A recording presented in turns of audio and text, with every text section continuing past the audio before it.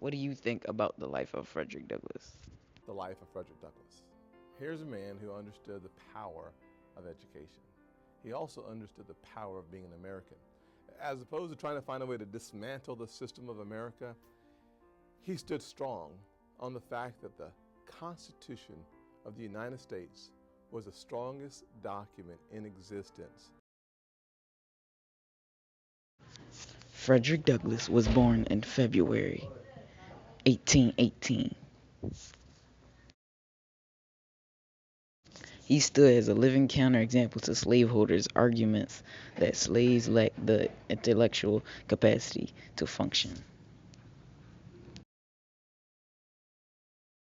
At the age of 18, approximately 1836, Frederick Douglass was entrusted to the care of one Edward Covey, a notable slave breaker.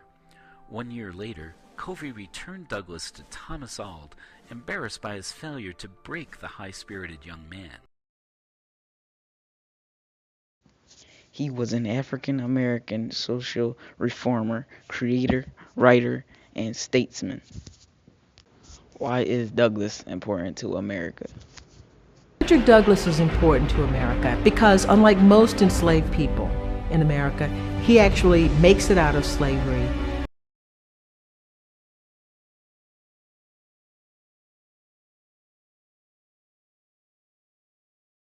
He was the slave, however, who freed himself, and by luck, pluck, and gifts, remade himself.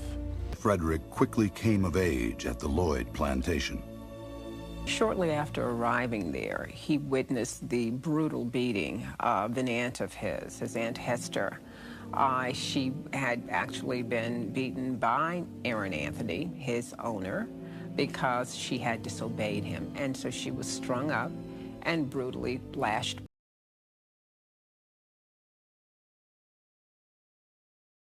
As a leading abolitionist that made the issue of slavery a paramount issue through his editing newspapers, through his ceaseless travels and lectures. He helped to make it a real movement that by the time Abe Lincoln is running against Douglas, it is a national discussion.